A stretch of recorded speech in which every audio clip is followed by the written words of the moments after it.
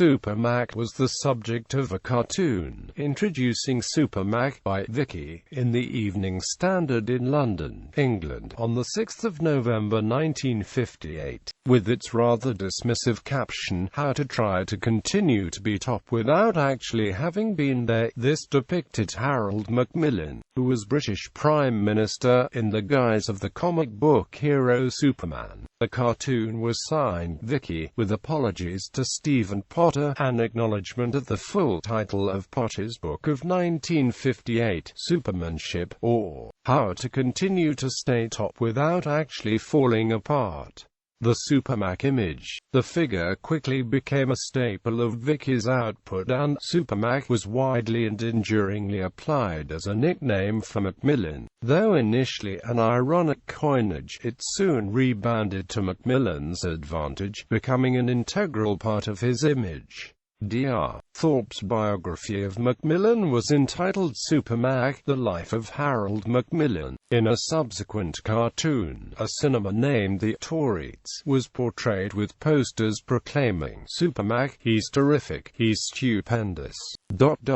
A super-colossal top production in true blue color. The Conservative Party chairman, Quinton Hogg, Viscount Hailsham, was dressed as a commissioner presiding over a house full, while astonished members of the public, queuing for seats at 12 shillings and sixpence, marveled at the image of Supermac.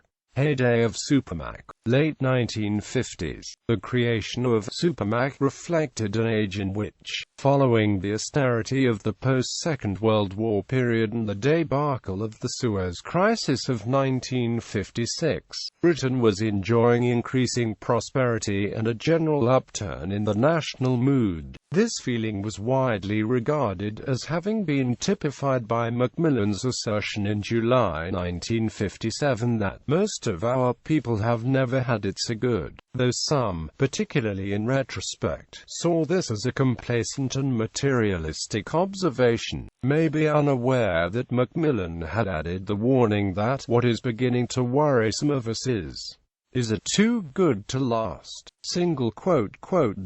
Unflappability. Other examples of Macmillan's apparent air of confidence and unflappability included his reference in 1958 to the resignation of Chancellor of the Exchequer Peter Thorneycroft and two other Treasury ministers, Nigel Birch and Enoch Powell, as little local difficulties, and his mocking promise during the 1959 general election campaign, "I challenge Mr. Gateschall to meet this one," that it would rain on polling day. The changing image of the 1960s. The final years of Macmillan's premiership were difficult ones, coinciding with the satire boom of the early 1960s, in which the review Beyond the Fringe, the magazine Private Eye and the BBC television series That Was the Week That Was all tended to portray Macmillan as an aristocratic and rather doddery figure of fun. The Supermac image tended to be replaced in the public mind by that of the grouse-moor. In other words, the sense of many that both Macmillan and the Conservative Party, which had been in power since 1951, were out of touch. As Anthony Sampson put it, Macmillan in 1959 seemed to fit in with the mood of the country. Macmillan in 1962 seemed left behind by the tide. The slogan Supermac, now totally inapposite. Similarly, although Macmillan told journalist Jocelyn Stevens in 1963 that he had 3 shooting suits and rather liked them, the grouse-moor image, which had, only a few years earlier, been seen as enhancing the backdrop of the Prime Minister's unflappability, now seemed something of a liability.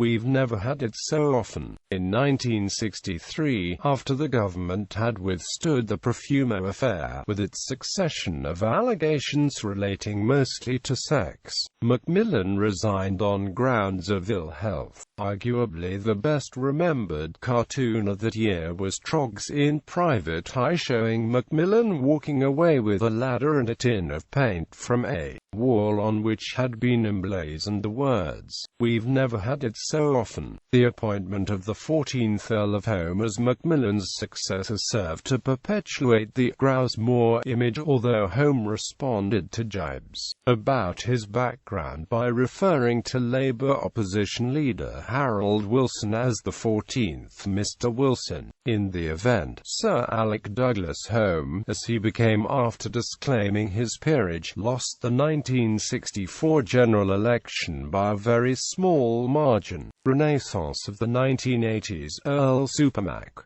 Macmillan lived for another 23 years. The Supermac image was more fondly recalled in the years immediately before his death in 1986 as having accepted an earldom on his 90th birthday in 1984. He enjoyed something of a public renaissance as a member of the newly televised House of Lords. Macmillan's biographer noted that the media, which had so misprized and lampooned him back in the 1960s, now positively slobbered over him.